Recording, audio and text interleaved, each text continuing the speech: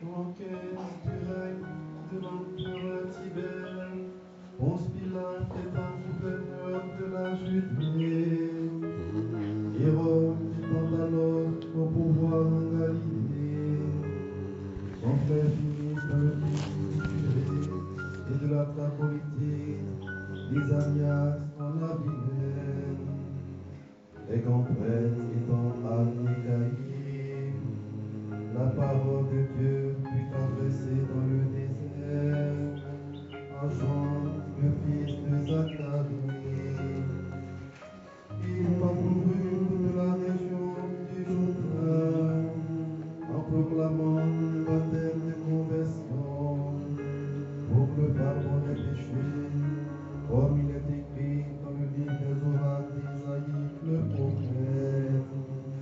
Voix de celui qui crie dans le désert, préparez le chemin du Seigneur, rendez droit ses sentiers, tout ravin sera conduit. Toutes les montagnes, toutes les collines seront abaissées, les passages tortueux deviendront droits, les chemins rocailleux seront nettoyés, et tout accident verra le salut de Dieu. Acclamons la parole de Dieu. Alléluia, Alléluia, Alléluia,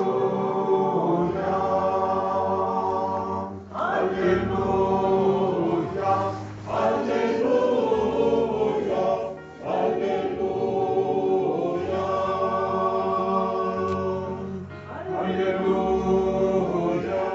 Alléluia, Alléluia.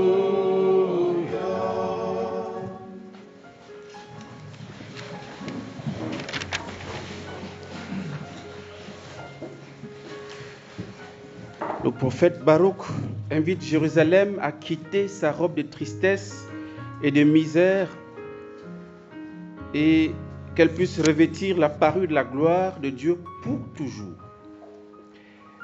Le prophète Baruch personnalise Jérusalem et il faudrait peut-être d'abord dire sur le plan historique que Baruch, normalement, s'il a vécu, il a vécu au temps de Jérémie, au début du 5e siècle. Dans un temps normal, il n'a pas connu l'exil, puisque Jérémie a vécu avant l'exil. Mais le texte qu'il nous propose aujourd'hui sont les textes de l'exil.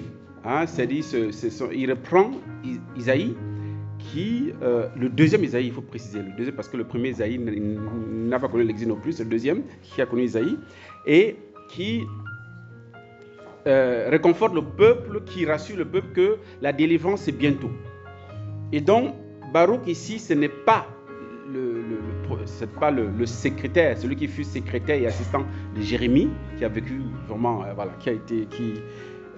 son existence est historiquement reconnue. Mais Baruch ici, c'est un pseudonyme que l'auteur du texte a pris pour donner consistance à son texte. Il faut savoir que ça se fait comme ça dans le Premier Testament. Et dans la culture juive et même sémitique, pour donner du poids à ton message, tu empruntes le nom d'un grand, d'accord, pour donner de la consistance à ton message. Donc c'est un peu le cas ici. C'est comme on dit que le Pentateuque est écrit par Moïse. C'est vrai qu'il y a certains passages qui sont écrits par lui, mais ce n'est pas tout. D'accord? Vous n'avez jamais vu, parce que Moïse raconte sa propre mort dans Deutéronome.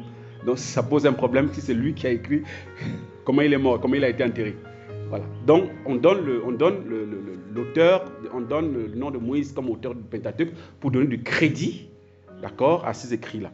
Donc c'est un peu le cas ici parce que le texte que nous lisons, ou bien le livre de Baruch, a été écrit en milieu du 2e siècle avant Jésus-Christ, alors que Baruch a vécu au 5e siècle. Donc voilà, vous comprenez que ce n'est pas la même personne. Mais l'essentiel, c'est ce qui est dedans, ce qui est contenu dedans. L'auteur essaie de faire mémoire de ce que Dieu a fait lorsque le peuple était en exil. Et nous savons à travers, n'est-ce pas, Isaïe 40 et suivants, que Dieu a pris fait et cause pour son peuple en exil, pour l'inviter, ou alors pour le conduire à la délivrance. C'est ce qui va se passer. Et donc, il nous est dit que le Seigneur, le Dieu va déployer ta splendeur partout sous le ciel, car pour toujours il te donnera ce nom, paix de la justice et gloire de la piété envers Dieu. Jérusalem doit être la manifestation de la gloire de Dieu sur la terre et pour tout le monde. Et si Jérusalem est personnifiée, c'est pour que chacun de nous puissions nous retrouver dedans. Que chacun de nous soit le signe de la présence de Dieu au milieu des hommes, le signe de la piété de Dieu, autrement dit de l'hommage rendu à Dieu. Et nous avons dans l'évangile, le décor est différent, mais les textes sont pareils, surtout à la finale. Nous avons ici une situation historique qui est exposée par Luc. Il précise, l'an 15 du règne de l'empereur Tibère, etc., comme on a entendu. Ici, on a deux types de personnages, ou deux catégories de personnes, qui sont présentées, n'est-ce pas, dans l'évangile. La première est représentée par les hommes ayant le pouvoir. Et nous avons Tibère en tête qui est l'empereur, n'est-ce pas, en cette époque-là. Nous avons Ponce Pilate qui est gouverneur en Judée. Nous avons Hérode qui est au pouvoir à Galilée. Nous avons Philippe dans le pays d'Ithurée. Nous avons Lysanias. Et nous avons aussi les grands prêtres, Anne et Caïphe. Quand on dénombre ces personnes, si vous avez été attentifs, ça fait 7 personnes qui détiennent le pouvoir à la fois politique et même religieux, puisqu'on parle de Anne et Caïphe comme grands prêtres. Et vous savez qu'à cette époque, puisque le peuple juif était sous le pouvoir, sous le joug, n'est-ce pas, de l'Empire romain, même les grands prêtres étaient obligés de baptiser, entre guillemets, d'être, n'est-ce pas, conciliants avec le pouvoir de l'empereur impérialiste. Et donc, nous avons affaire au pouvoir politique et spirituel et religieux, je préfère. Et donc, voilà la première catégorie de personnes qui se présentent. Or, il nous est dit que dans la première lecture, Dieu a décidé que les hautes montagnes et les collines éternelles seront abaissées. Et il poursuit, et que les vallées seront comblées. Et ainsi la terre sera aplanie, afin qu'Israël chemine en sécurité dans la gloire de Dieu.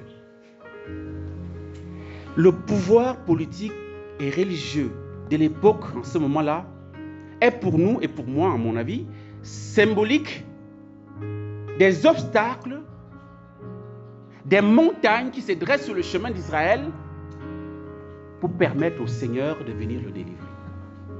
Pour permettre à Jérusalem de revêtir sa parure de gloire. C'est un peu comme ça que je comprends. Et même dans l'évangile, il est dit, voix de celui qui crie dans le désert, préparez le chemin du Seigneur, rendez droit ce sentier. Tout ravin sera comblé, toute montagne et toute colline seront abaissées. C'est la reprise de la première lecture. J'ai envie de dire, mais quelles sont nos montagnes aujourd'hui? Quels sont les ravins qui sont les nôtres? Autrement dit, quels sont les Tibères, l'empereur d'aujourd'hui dans notre vie?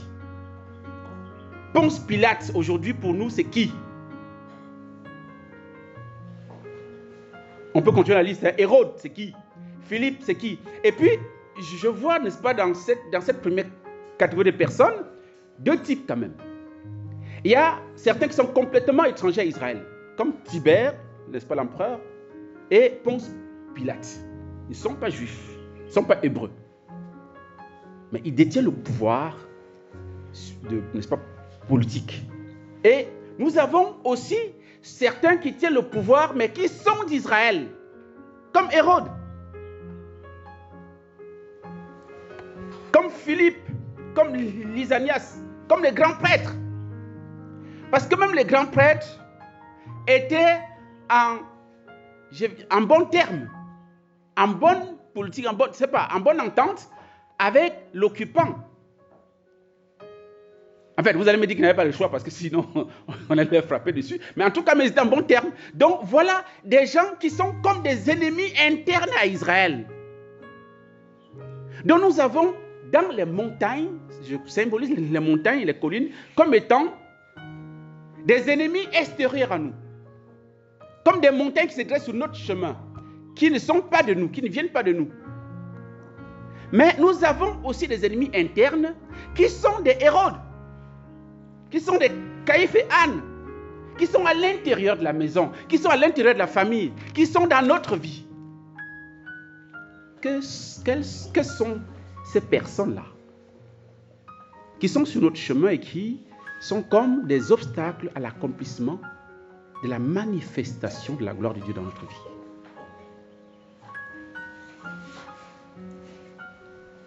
Il faudrait que nous puissions l'identifier. Les identifier pour pouvoir commencer le travail. Parce que le Seigneur vient. Mais si le chemin est obstrué, ce n'est pas possible qu'il passe. Si nous n'avons pas conscience des combats que nous avons à mener, ou alors des ennemis contre qui nous devons combattre, nous n'allons pas... voilà, on est foutus. Il faut que nous arrivions à avoir le discernement nécessaire. Comme, n'est-ce pas, Saint Paul le dit aux Philippiens, d'avoir le discernement et la connaissance pour voir ce qui est important. Pour voir où est-ce qu'il faut mettre le curseur. Quels sont les lieux en nous, dans notre vie, dans notre histoire, dans notre entourage, où nous avons à travailler de manière à permettre que ça ne soit plus un obstacle à l'accomplissement du projet de Dieu sur nous. C'est ça l'enjeu, frères et sœurs. Et je voudrais maintenant aborder la deuxième catégorie, parce qu'on a vu la première, constituée des hommes de pouvoir. Et les hommes de pouvoir symbolisent à la fois des obstacles qui sont externes à nous et internes à nous, bien très proches, n'est-ce pas, de nous. Parce que je considère par exemple que les Hérodes et les Anne et Caïphes, qui sont grands prêtres, qui sont juifs, c'est comme ces ravins-là, ces creux qui sont sur notre chemin. Ça manifeste quelque chose de beaucoup plus intérieur. Alors que les montagnes et collines, c'est visible, ça se dresse devant nous. Voilà, à notre insu ou alors sans notre permission. Et ensuite, la deuxième catégorie de personnes, il y en a une seule personne. C'est Jean. Il est dit dans l'évangile que la parole de Dieu fut adressée dans le désert à Jean, le fils de Zacharie. Nous avons changé le décor. On était dans un paysage à relief varié, avec des montagnes, des collines, n'est-ce pas, des ravins, des chemins tortueux, n'est-ce pas, des chemins avec les cailloux et consorts. Maintenant, on se retrouve au désert, dans un autre cadre géographique, avec un relief beaucoup plus harmonieux. Vous savez que le désert, en général, c'est un terrain plat qui est à perte de vue. Et quand on a une bonne voiture, on peut rouler sans se gêner parce que ça trace quoi, il n'y a pas de souci. C'est un terrain nivelé, si on peut dire. C'est là où se trouve Jean-Baptiste. Et ça ressemble à ce que le Seigneur veut faire, puisqu'il dit: préparez le chemin du Seigneur, rendez droit ce sentier, tout ravin sera comblé, toute montagne et toute colline seront abaissées. Pourquoi? Pour que le terrain soit plat, comme le désert. Et ce n'est qu'en ces lieux que je dois rencontrer le Seigneur, que je peux écouter la parole du Seigneur. Lorsqu'il y a les montagnes, lorsqu'il y a les creux, la parole de Dieu ne peut pas parvenir à moi de manière parfaite. Ce n'est pas possible, parce qu'il y a des obstacles, il y a des ondes contraires qui vont la détourner. Pour permettre que la parole de Dieu porte tous ses fruits en moi, il faut que je sois au désert. Je dois aller au désert avec Jean. Je dois imiter Jean, je dois le suivre au désert.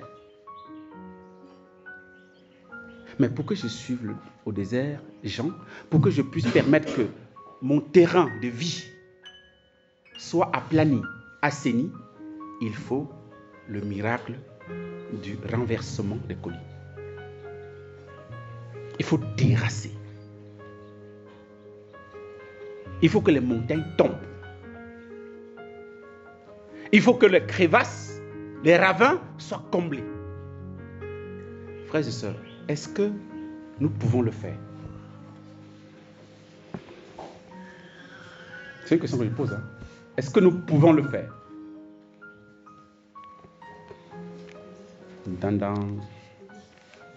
Est-ce que nous pouvons le faire?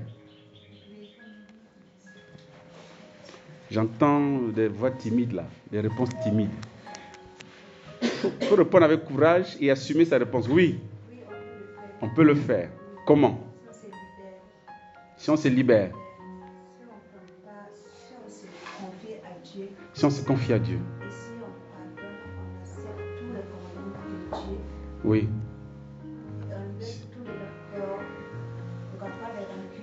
D'accord. On pourra accéder. Super. Ce qui m'intéresse, n'est-ce pas, ta réponse, c'est que on peut se libérer si on a recours à Dieu. Par nous-mêmes, c'est impossible. Il faut être convaincu. Attends. Bon, si on s'en tient au symbole qu'on a cité ici, l'empereur Tibère, tu peux faire quoi contre lui? Rien. Ponce Pilate peut faire quoi contre lui? Etc., etc. Par nous-mêmes, ce n'est pas possible. On ne peut pas renverser les montagnes de notre vie. On ne peut pas renverser les collines de notre vie. On ne peut pas combler les vides de notre vie par nous-mêmes. C'est impossible, frères et sœurs. Il faut que Dieu rentre dans le combat. Il faut que Dieu accepte. En fait, accepter, c'est ça, c'est pas un souci. Lui, il est d'accord. En fait, c'est même lui qui engage le projet. C'est lui l'auteur du projet. C'est lui qui est capable de faire ça en nous et avec nous. Quand je dis avec nous, ça veut dire que pour qu'il le fasse, il a besoin de notre liberté. Il a besoin de notre oui. Parce que parfois, on se complaît dans les ravins, avec les ravins dans lesquels on vit. On se complaît dans les montagnes,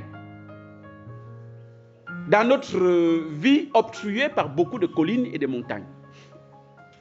On peut s'en contenter, on peut se résigner à ça.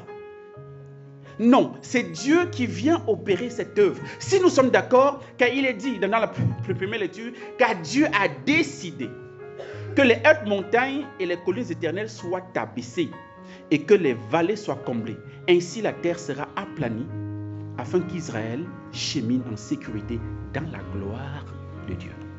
Amen. C'est ça le projet de Dieu. Mais est-ce que tu es d'accord, frères et sœurs? Est-ce que tu veux que le Seigneur fasse le ménage? Parce qu'au-delà de ce que j'ai dit, comme obstacle extérieur et tout ça, c'est aussi un monde qui est en nous, personnellement. Nous avons des collines dans notre vie. Nous sommes même des collines.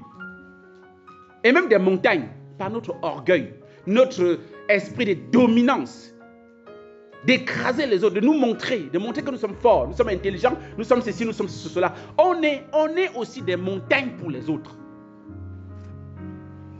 Mais il va falloir, pendant ce temps de l'Avent, si nous voulons vraiment accueillir le Christ qui vient dans la gloire, il va falloir que nous permettons que s'accomplisse ce que la Vierge Marie a dit. Il renverse les puissants de leur trône. Est-ce que tu n'es pas un héros pour quelqu'un? Est-ce que tu n'es pas l'empereur Tibère pour quelqu'un? Est-ce que tu n'es pas Ponce Pilate pour quelqu'un? Pour les gens, n'est-ce pas, de ton entourage, de ta famille et tout ça, est-ce que tu n'es pas l'un d'eux? Est-ce que tu ne te reconnais pas dans ces personnages? Il va falloir que tu acceptes que le Seigneur te renverse de ton trône.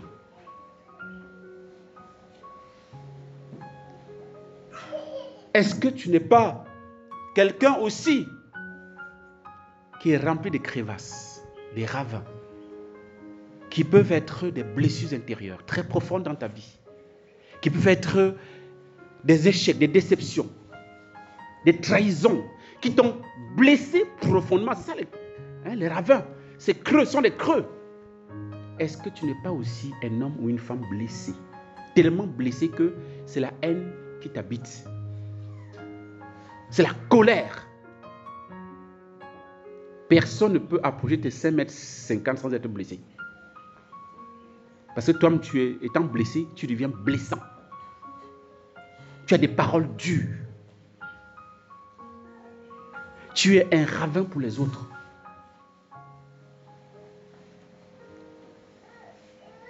Il va falloir que tu permettes à Jésus. Tu permettes à Jésus que Jésus vienne faire choses nouvelles, toutes choses nouvelles en toi, qui viennent aplanir tout ça, qui viennent faire un terrassement pour que le relief de ton cœur retrouve sa normalité géographique.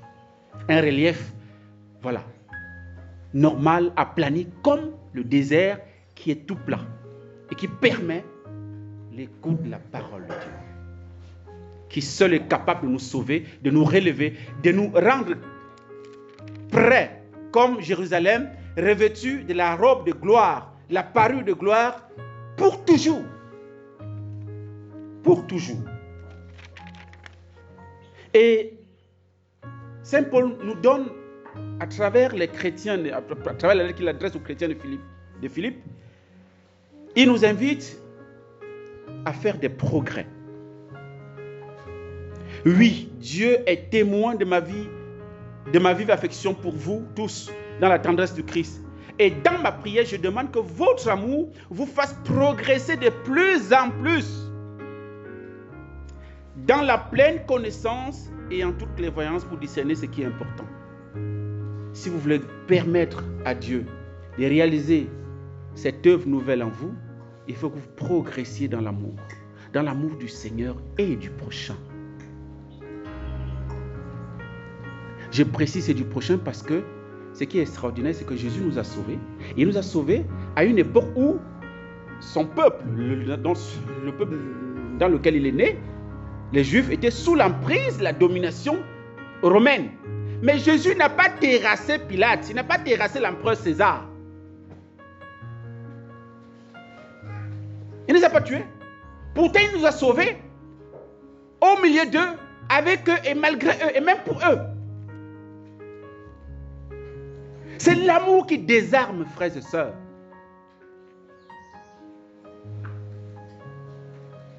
Jésus nous a sauvés sans terrasser ses ennemis. Et il veut faire la même chose pour toi sans que tu détruises les ennemis qui sont autour de toi, forcément.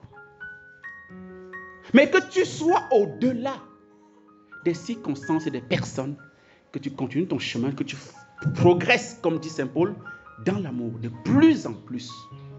Que tu ailles en profondeur. Et alors seulement, tu seras pur et irréprochable pour le jour du Christ.